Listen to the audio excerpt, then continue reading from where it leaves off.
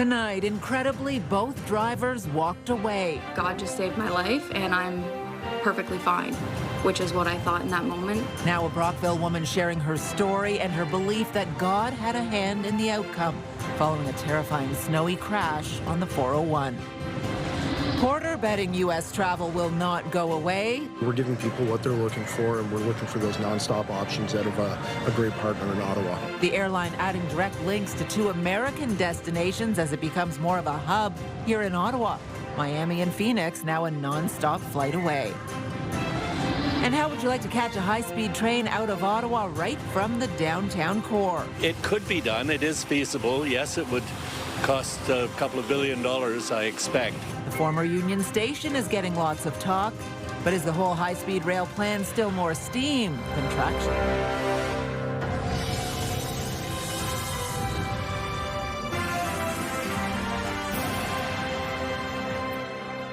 Good evening. We begin tonight with gratitude. A young Brockville mother says she is incredibly thankful to have walked away from what looked like a devastating crash on Highway 401. And she's giving credit to a higher power for sparing her life. The pictures are shocking, especially when you learn the second driver of a transport truck also walked away unscathed. The crash happened January 26 on the 401 westbound before Mallorytown, hours after a snowstorm had blown through the region. CTV's Dylan Dyson reports. Brittany Savage says every time she gets behind the wheel of a car now, she feels blessed. There were too many factors for that to come together the way it did to just call it luck. That's because on January 26th, the morning after a snowstorm, Savage's car ended up inside the cab of this transport truck, and she walked away from the crash uninjured. The best way I know how to explain it is snow plowing upward at monster heights towards me diagonally. After the snow died down, because it was still happening, or if once he got onto the pavement is when I realized that it was a truck. I think I might have seen either the head of the truck or maybe the tail end spinning towards me. As a realtor, she was driving to a home inspection in Mallorytown from Brockville when she saw the eastbound transport careening into her westbound lane on the 401. She only had one final thought. I knew something was happening, slammed on my brakes, and all that I could think, all that was going through my head is, God save me, God help me. This is completely out of my control. Nothing I can do. With her vision obstructed and a smell of smoke arising, Savage forced her way out of her vehicle, miraculously unharmed. I looked to my left, I opened my door. There couldn't have been more than a foot of opening for me to get out. I saw that there was another transport coming up behind me, and I didn't know if he could slow down. I didn't know what that was going to bring, so I ran out of the car into the median to get away from traffic. That area kind of has the lake effect where the conditions can worsen quite quickly. We can get whiteout conditions as well as very icy roads. Savage says it was her faith in God that let her walk away that day. God saved my life. It was God. He placed me in that transport, in the cab of the transport, perfectly. Police say the driver of the transport truck was also somehow unharmed. No charges have been laid in this crash at this time, as police say the investigation into the incident is still ongoing. Dylan Dyson, CTV News, Brockville. We do have extended coverage of that 401 crash and Brittany Savage's story. There's more online at ctvnewsottawa.ca. A school bus driver for Ottawa's French Catholic School Board has been fired after allegedly leaving dozens of students stranded in a parking lot last week. It happened on Coventry Road, west of Saint Laurent Boulevard, Friday afternoon. CTV's Katie Griffin is here with what we know, Katie. Well, Patricia, the bus had about 40 students from Samuel Genet on board, a grade 7 to 12 school. The French School Bus Authority says instead of proceeding on his route, the driver parked the bus, left the students on board, and drove away in his car. The head of the School Bus Authority says this all happened at the bus depot on Coventry Road around 3 o'clock Friday afternoon. He says he's never seen anything like this in his career and that a replacement bus was sent to take the students home. Some parents came to pick up their kids and police were contacted. In a statement, the French Catholic School Board says it does not condone any behavior that could compromise the safety or well-being of students. The consortium says the driver has been relieved of his duties and will never drive a school bus again. Ottawa police confirm they were called and an investigation is now underway. Patricia? CTV's Katie Griffin live for us tonight. Thank you. Well, Porter Airlines is expanding winter travel options out of Ottawa with new nonstop flights to Miami and Phoenix. And while the airline says the new routes will provide greater international and cross-border travel, they come at a time when fewer Canadians are planning trips south of the border. CTV's Josh Morano joins us live with more on this, Josh. Yeah, Patricia, these new routes come as travel habits are shifting. As Porter representatives note, U.S. travel is down roughly 5%, but out of Ottawa remains a hub for warm weather destinations, and these routes are for Canadians looking for nonstop options. New Porter nonstop service to Miami and Phoenix out of Ottawa has Catherine Manji and David Mora rethinking travel plans. We might consider going because flying direct is better, of course. The airline says these new routes are focused on leisure travel for Canadians looking to escape the winter. Miami is always sunny, so you can actually go for a little vacation and coming back, it's close. The biggest thing that really comes of it is that people here no longer have to connect through Montreal, Toronto. So I think that those nonstop options have been really successful. The new routes, however, come at a time where travel to the U.S. is down. According to Statistics Canada, in December 2025, transborder traffic to the U.S. dropped 12.5% from the previous year. The Canadian traffic going into the United States is a little bit softer, but during cold winter months, that sunshine is ever alluring, and then businesses will be connecting, and so we hope that this is just a short-term blip. Porter Airlines notes its passenger volume to the U.S. is down by 5%. People are still enjoying the southwest of the United States. A lot of people in Canada own property down there. So essentially, we're giving people what they're looking for, and we're looking for those nonstop options out of a great partner in Ottawa. Later this year, nonstop flights to Sudbury, Windsor, and Kelowna will originate from Ottawa instead of Toronto, signaling a shift in strategy as the airline looks to position Ottawa's airport as a growing hub for its network. For Ottawa to be Porter Airlines' primary hub in their network is real, and it's actually happening. Flights coming inbound to Ottawa creates boundless opportunity in order to make us that connecting hub for not only traffic into Ottawa, but for points beyond and outbound as well. For Manji and Mora, more nonstop flights, especially within Canada, is welcome news. Having more options for direct flights is really good. We can visit more places in Canada that we were not considering before because it's now easier. Nonstop flights from Ottawa to Miami was launched this week with 3 flights per week. Ottawa to Phoenix will launch on February 7th with, again, 3 flights a week. The airline is also extending its service between Ottawa and Cancun through the summer with, again, 3 flights a week. Patricia. Some options. All right, CTV's Josh Morano live for us tonight. Thank you.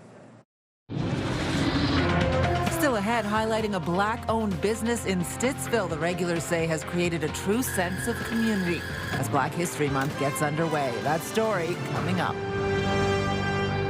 Well, here's a live look through our Centennial Glass Skycam. It's -8 out there right now. Single digit, has been through most of the day.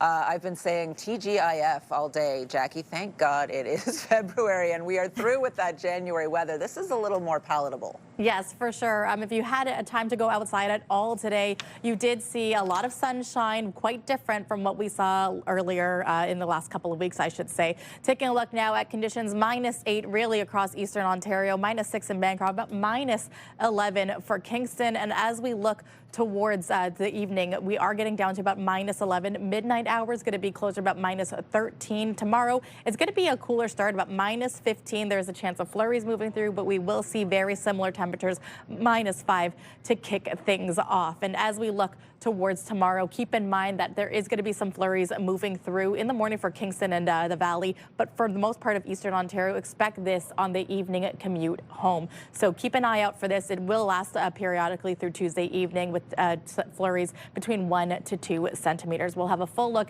at your forecast in just a bit with warm conditions continuing for the rest of the week. Patricia. Well, dramatic video has captured the moment an OC Transpo bus collided with a vehicle during this afternoon's rush hour.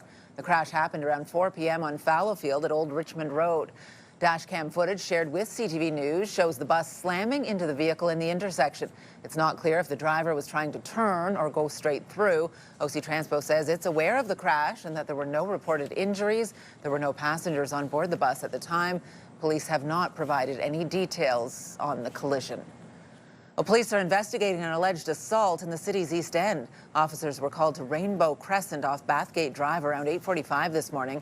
They found two people with injuries, a woman in her 30s and a man in his 60s. Both were brought to hospital in stable condition. Police say two suspects fled the scene but were later arrested. An 18-year-old Ottawa man is facing impaired driving charges after his vehicle struck the back of an OPP cruiser on Highway 417. This happened around 2:30 a.m. Sunday in the westbound lanes near Metcalfe Street. OPP say officers were on the scene of a separate collision when they saw a vehicle speeding towards them. The officer and the driver from the other collision jumped into the cruiser for safety. No one was injured. One of Ottawa's most iconic buildings is in the spotlight as planning for a new high-speed rail line continues. The Senate of Canada building, formerly Union Station, was originally built for rail and could be converted back into a central station in the city's downtown core. CTV's Austin Lee is following this for us today. And Austin, this is an idea that has the support of Mayor Mark Sutcliffe. Yeah, that's right, Patricia. The mayor says the station should be in downtown Ottawa if there is a new high-speed rail line. And while no location for a station has been officially selected, the 114-year-old building across from the Chateau Laurier is getting a lot of attention. Train tracks along the Rideau Canal leading to Union Station once offered visitors a direct route into the heart of the nation's capital. But it's been 60 years since this building served as a station for passenger trains. Now, there's talk about returning the building back to its roots. We're only going to build a project like this once, and if there is a way to get it downtown so that people are disembarking from the trains right in the heart of downtown Ottawa, we have to explore that. Alto, the Crown Corporation overseeing a high-speed rail project, is looking to build a faster rail corridor from Quebec City to Toronto. One of the hubs could be here. Originally known as Grand Trunk Central Station, the historic structure now serves as the Senate of Canada building. It's a lovely building, and not only a lovely building, but the $190 million which was spent for the Senate has brought it up to modern standards. So once the Senate moves out, it'll be crying out for a new public role. Some say using the 114-year-old building as a train station once again is possible. But to make it work, crews would likely have to tunnel under the Rideau Canal. It could be done. It is feasible. Yes, it would cost a couple of $1 billion, I expect. The plan is still in the early stages, but Ottawa's mayor is intrigued by the idea of a central downtown station. It seems perfect.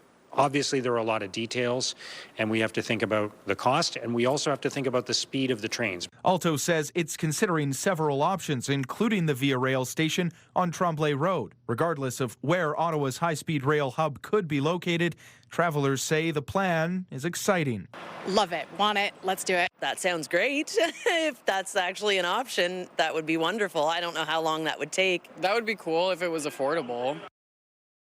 Now, in a statement to CTV News Ottawa, Alto says it is still too early to speculate or confirm station locations at any of the 7 stops, including here in Ottawa, but it is considering all viable options. And you can also have your say in the public consultations, which are open on Alto's website until March 29th. Patricia. Everything old is new again. All right, interesting stuff. CTV's Austin Lee live for us tonight. Thank you. You can scan the QR code on the bottom of your screen to link to us online or visit ctvnewsottawa.ca. We have more details on the plans to build a high-speed rail line in Ontario and Quebec. Prime Minister Mark Carney and Conservative leader Pierre Poilievre are set to meet in the coming days. That would come after Poilievre handedly survived a leadership review over the weekend, securing more than 87% support.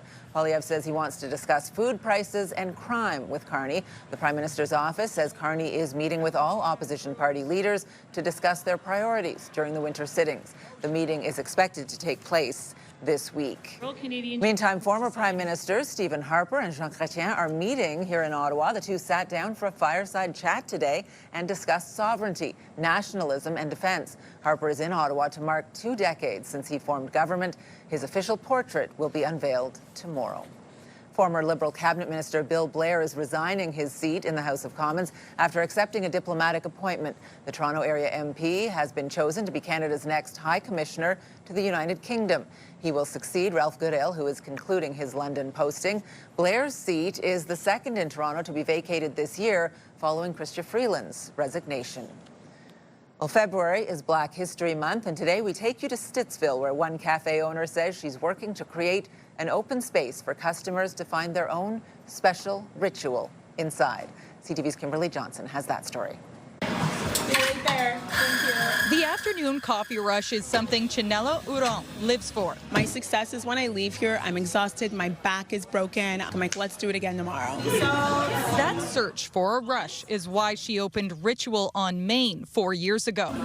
A bustling coffee shop even into midday on Stittsville Main Street. It sells specialty coffees, baked goods, and cocktails. I love what it brings to Stittsville. It's a little bit of the old and the new. Huron left a previous career in corporate marketing behind to open her own coffee shop 8 years ago. I'm very fortunate to work with amazing people, with my friends, and I'm just very fortunate to have a business that people want to support. But she says it hasn't always been easy. This is her third location, the pandemic forcing the closure of one, and the other partly due to some of the barriers and challenges she says she's experienced as a woman of color. Acceptance is definitely one, especially I found this was a bit more prevalent at my first coffee shop. So that was my sort of entry into the small business world and entrepreneurship.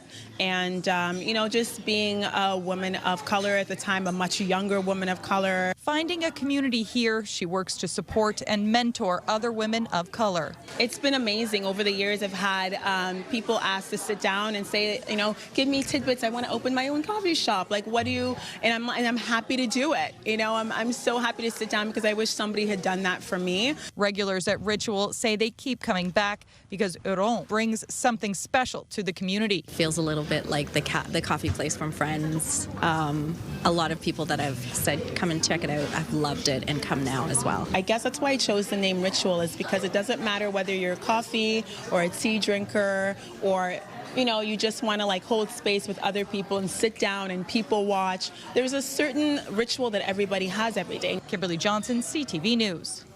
They checked my valves and everything was working great, and then they said, but you have an aortic aneurysm and it's quite large and it's going to need a surgical solution. Well, coming up, the University of Ottawa Heart Institute is marking Heart Month with emphasis on screening and preventing heart disease. And supporters of the University of Ottawa Heart Institute are helping light the capital red all month long. The Brook Street Hotel is lighting up both its hotel and Options Jazz Lounge to shine a spotlight on the incredible work being done to improve heart health in the capital. Jackie. Thanks, Patricia. We're getting a bit of a break from the bitter cold that has pretty much dominated most of the country the last few weeks, including here in Ottawa. Overnight lows will be -15, partly cloudy skies, and then tomorrow we're getting to a daytime high of about -5. Again, the chance of flurries will be moving through eastern Ontario. For here in Ottawa will likely be in the early evening and late afternoon. Now here's a live look through our Centennial Glass Sky Cam showcasing Spark Street all lit up. For the month of February, -8 is the current temperature. Saving lives is what they do. February is Heart Month, and together we can support the University of Ottawa Heart Institute in providing world-class cardiac care. For almost 50 years, our community has played a critical role in advancing the Institute's life-saving work. Your donation will support groundbreaking research, innovative patient care, education, and prevention. To learn more, visit FebruaryIsHeartMonth.ca. Proudly sponsored by Today's Snow Report brought to you by Centre Volage. Rediscover the new Volage. Lots of options for skiers at Vorlage. All 4 lifts are operating and 18 of 20 runs are available. Over at Camp Fortune, it's 4 of 7 lifts and 17 runs. 2 lifts at Edelweiss, 16 runs. All 6 lifts at Mont Cascade. 19 runs now open, and at Calabogie Peaks in the west, 3 of 3 lifts and 23 runs. Hi, I'm Andre here at Centre Volage. I invite you to come enjoy our 24 trails, including alpine touring, snowshoeing, and fat biking. Centre Volage, Wakefield's playground. Well, February is Heart Month, a time to raise awareness about heart disease, the second leading cause of death in Canada. It also sparks recognition about heart health and prevention and celebrates decades of cardiovascular care, research, and education at the Ottawa Heart Institute. Here's CTV's Peter Sperling. For Jonathan Pivnik, hockey is more than a game. It's always great. Like, I'm 70. I'm happy to be out there. It's part of my social hour. And it was at a rink nearly a year ago where he was screened for heart health at a mobile clinic as part of an Ottawa Heart Institute initiative. And they checked my valves and everything was working great. And then they said, but you have an aortic aneurysm and it's quite large and it's going to need a surgical solution. A ticking time bomb. Months later, open heart surgery at the University of Ottawa Heart Institute. Without them checking it, finding it, you know, I could have been one of those statistics shoveling snow, lying on the driveway. His story, just one of many being highlighted and celebrated during February Heart Month. Heart Month is an important focal point for us because it's really emphasizing the importance of your heart health and taking care of yourself and the cardiac care that we provide. Heart Month 2026 features a variety of heart health awareness events for the community, healthcare professionals, and families. A big focal point for our foundation to raise further awareness within the community of all that we do. It's also a time to come together to raise funds and awareness of the Institute. It is $1 million+ month in fundraising. We have over 100 community events. The Light the Capital Red initiative is massive in seeing hundreds of buildings lit up red. We have paper hearts that are being distributed in so many different businesses where they're literally their windows are plastered with paper hearts and people making donations in memory of. Last year, the campaign generated $1.4 million, made possible through sponsors, donors, and community initiatives. We cannot do what we do without the help and support of the community. So that patients like Pivnik receive the care they need. I've got so much great stuff going on in my life. I've got a wonderful wife, 3 children and their spouses, and 5 grandchildren. And you know, I want to be around for them. I really do. Peter Sperling, CTV News. All month long, the University of Ottawa Heart Institute is raising awareness and money for their life-saving work. For more details on how to donate and information about how donations are doubled all month long, go to februaryisheartmonth.ca. Well, after days of frigid temperatures and gray days, the sunshine has returned to Ottawa. And so have milder temperatures. It even feels balmy after last week's deep freeze. A beautiful day over at Marlborough Forest in rural Ottawa. Love that blue sky. I took a picture out on the canal yesterday where against the white ice, that blue sky just looked absolutely mesmerizing. A blue jay day, we call it, right? Yeah, and we haven't had enough of them, so it's nice to see, but we do have more snow in the forecast. We do, probably about 2 to 4 centimeters in total by the end of this week, but we are guaranteed more sunshine and milder conditions on the way. Taking a look now, right now, temperatures sit around -8. We did see a daytime high of -6, and the days are getting longer. This is the good news. Sunset today was at 5:11, and we're going to continue to see that moving through as we get closer to March. Now, tonight's lows across eastern Ontario sitting around -16, -17 degrees, mainly or partly cloudy skies, I should say, but in Montreal, Mont-Tremblant, it's clear skies in the forecast, much like we saw earlier today. Tomorrow, though, we are anticipating some flurries moving in, and this is closer to the early evening, late afternoon. We could see between 2 to 4 centimeters going through, but again, it should clear out by Wednesday morning. Daytime highs anticipated -5, -7 for really much of the region. And as we look towards across Canada, you can see that things are starting to warm up as well. Fredericton around -6. St. John's, though, getting a heavy dumping of snow as well. But we are in clear skies for here in Ottawa, -9, -10 in Quebec. Toronto, Windsor sitting around -6. The cool air really sticking around at Thunder Bay at -12.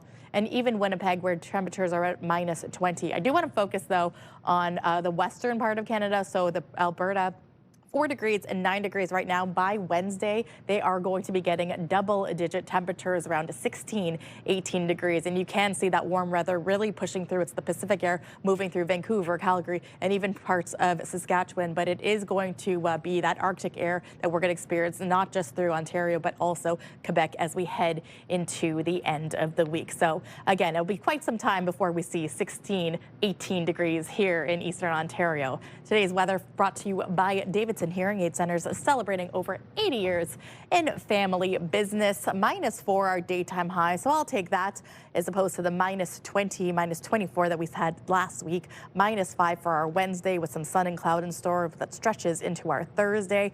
Friday, the early forecast showing 3 to 5 centimeters of snow that will likely happen in the morning, but the daytime high is -3. She jumped up and cut me off. She was like, oh my God, this is my song. I've been listening. Are you ready for an incredible night of music with one of country music's biggest stars? Well, Luke Bryan is bringing his Word on the Street tour to the Canadian Tire Centre on August 27, and we've got your chance to win tickets. All you have to do is enter by scanning the QR code on the bottom of your screen and head over to ctvottawa.ca. Fun night. And we appreciate everything you had to say about the weather, but we're going to go to the real experts later in the show. See what the Groundhogs had to say today. Can't wait for them to tell us how much winter we'll have left. Not much, I'm sure. Thank you, Jackie. Canada has about 25% of the remaining wetlands, and so we have an obligation to care for those that remain and restore them. Well, just ahead, how a conservation group is protecting a key piece of land in rural Ottawa that could be vital for flood prevention.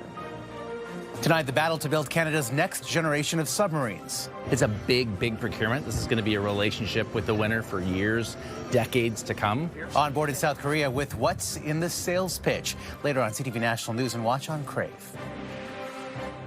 CTV News community and weather anchor Jackie Perez. Weeknights.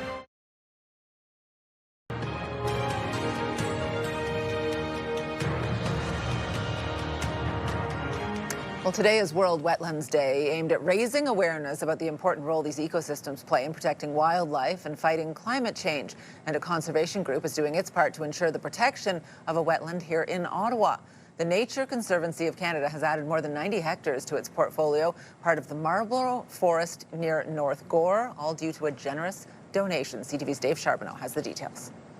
For Fred Wakosh, this land in rural Ottawa holds more than trees and water. It's a place he believes deserves protection. It's important that they conserve this 91 hectares. The land is part of the Marlborough Wetland system southwest of Ottawa. And there's a lot of wildlife in here, including on the big pond there's a lot of ducks that live there during the season.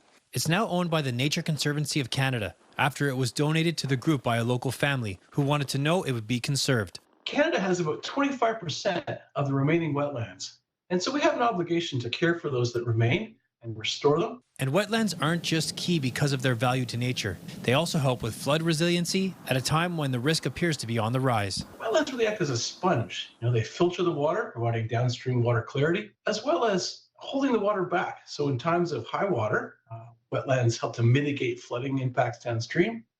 And also in times of low water or drought, they release it slowly, making more water available for people and for nature. The area is also a place where people come to enjoy the outdoors. We're out here to go snowshoeing. Like sisters Sandra and Linda Weedmark, who visit the Marlborough Forest regularly. Yeah, we come out here because there's lots of room. There's nobody. You're out in the middle of nowhere.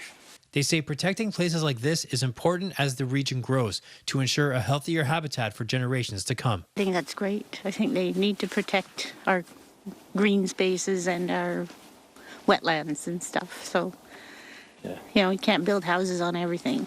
Dave Charbonneau, CTV News.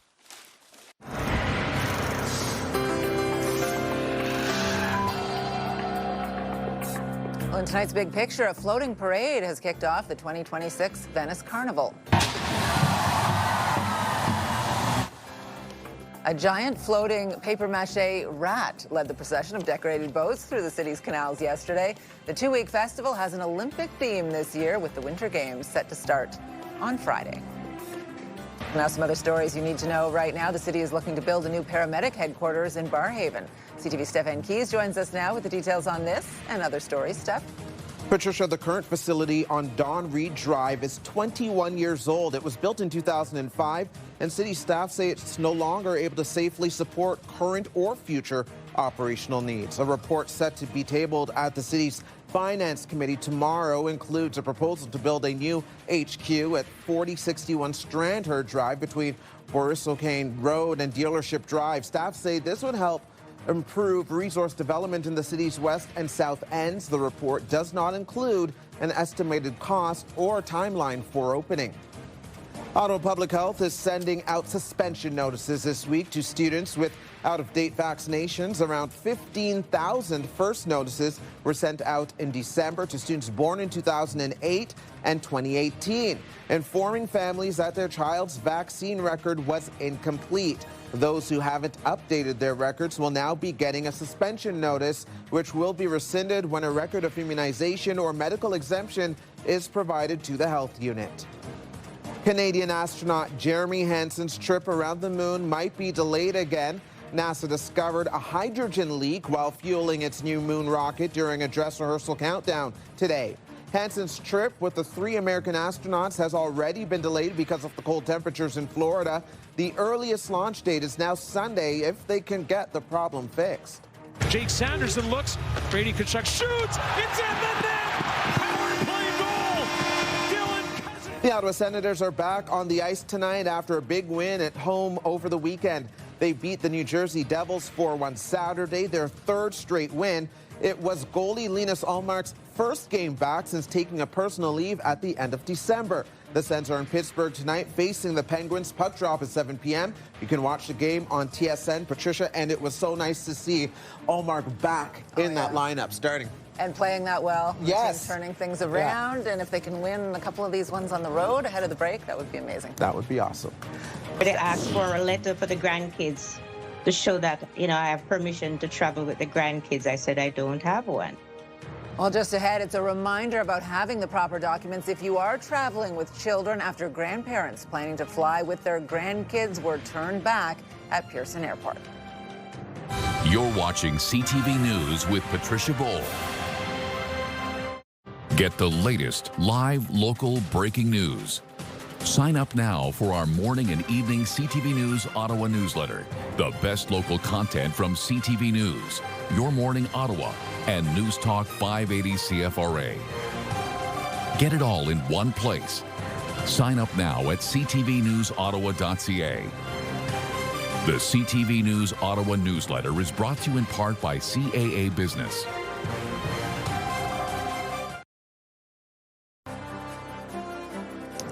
Well, you may notice one of these buses on the streets of Ottawa this month. OC Transpo is celebrating Black History Month with a new mural titled Pride of Dreams. It was designed by Ottawa artist Jimmy Baptiste and features notable people and symbols from the capital and Canadian history. And one of the faces may be familiar to our viewers. Our own Stefan Keys is featured on the mural.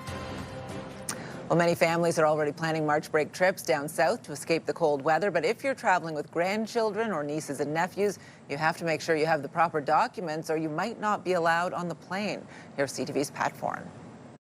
It was very sad, Avita Gordon of Brampton was going to Jamaica with her husband for a wedding. They decided to travel with their grandchildren as Gordon's daughter had flown ahead as she was in the wedding party. But when they were boarding the plane, there was a problem. I asked for a letter for the grandkids to show that, I have permission to travel with the grandkids. I said I don't have one.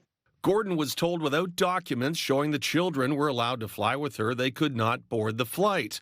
All 4 of them ended up not getting on the plane. I wanted to give the grandchildren a trip with myself, and I didn't get on the flight. It hurts, so much money down the drain. The couple had to buy new airline tickets the next day, and the grandchildren had to stay home with relatives. This happened in December of 2024, but the Gordons had been seeking a refund from Air Transat, which was denied. A spokesperson for the airline told CTV News the children were traveling with their grandparents without a parental authorization letter, which is a mandatory requirement when minors travel without their parents or legal guardians. This rule exists to protect minors and prevent child abduction. It is heartbreaking because it's something that I think people just don't think about when they're booking that trip and when they're making their way to the airport because they're just excited to be going, right? Travel expert Jennifer Weatherhead says it's important to have the proper documents when traveling with a minor or you will be denied boarding. You need their passport, birth certificate, parental consent, and that letter should be notarized to make sure that it is okay. You need to have proof of your relationship to the child as well. And then any kind of custody documentation. You'll find travel information on the federal government's website and how to write a consent letter. Gordon wanted to warn other grandparents what happened to them. If anybody's traveling with young kids, I advise them, make sure you get a letter of permission to take the grandchildren or whoever you're taking with you. Pat Foran, CTV News. Well, precious metal stocks crashed last week. Let's find out if they recovered today. Here's BNN Bloomberg's Marilla Fernandez. Gold and silver stocks dragged down the TSX over 1,000 points on Friday, and both struggled to gain ground today. Spot gold dropped another 2% after that 12% drop-off on Friday. Spot silver dropped about 2% as well after plummeting more than 30% Friday. Investors had pushed both to record highs on concerns about the tariffs and turmoil with the U.S. building up its military presence in the Middle East. Here are the closing numbers for the day. The Canadian dollar's down to 73.14. West Texas Intermediate down over $3 to 62.14.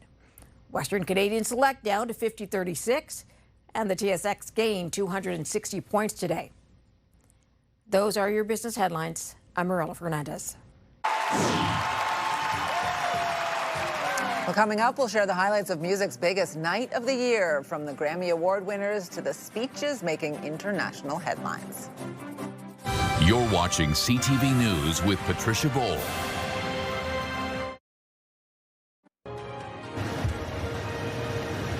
JBPA Developments is helping light the Capitol red during Heart Month. Owner John Bassey's brother, Lino, passed away due to a heart attack. JBPA is supporting the University of Ottawa Heart Institute in his memory. Well, the 68th Annual Grammy Awards were held in Los Angeles last night, and while the focus was on the artists and their music, events happening south of the border were also in the spotlight. CTV's Andrea Case has the highlights. What would I do if I didn't love you, baby? Four-time Grammy nominee Justin Bieber seemingly serenaded his wife Hailey Bieber in what host Trevor Noah called a captivating performance. This was Noah's sixth and final turn as host. I believe in term limits. Yeah, I wanted to set an example for anyone who might be watching the show. You know, just leave when your time is up. And there were more messages to anyone listening in the White House. Bad Bunny! The Puerto Rican superstar is set to perform at next week's Super Bowl and as such was not allowed to perform on the Grammy stage. I'm gonna say, eyes out. He used the platform to send a strong message. We're not savage, we're not animals, we're not aliens, we are humans and we are Americans. The hate get more powerful with more hate. The only thing that is more powerful than hate is love. He wasn't alone. Best New Artist winner, Olivia Dean. I'm up here as a granddaughter of an immigrant. I wouldn't be here.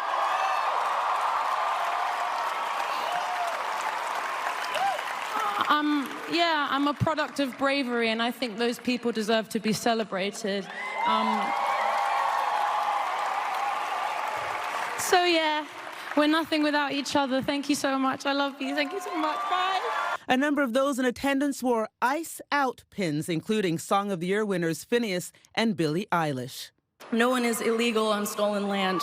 I feel like we just need to keep fighting and speaking up and protesting, and our voices really do matter, and the people matter.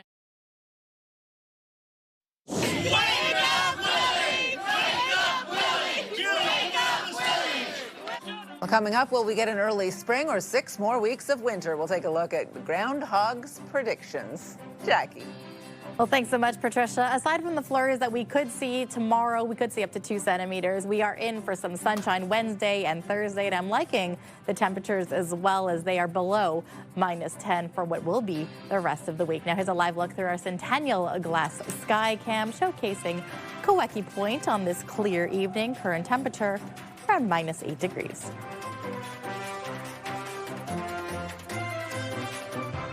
You're watching CTV News with Patricia Boal.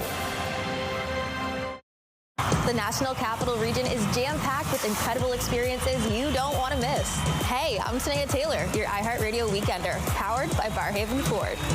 Get the inside scoop on all the biggest and best events every Thursday, Friday, and Saturday on CTV Move 100, Pure Country 94, TSN 1200, and News Talk 580 CFRA. iHeartRadio Weekenders is powered by Barrhaven Ford, Ottawa's newest and largest Ford dealership, and Ontario's #1 Ford EV dealer.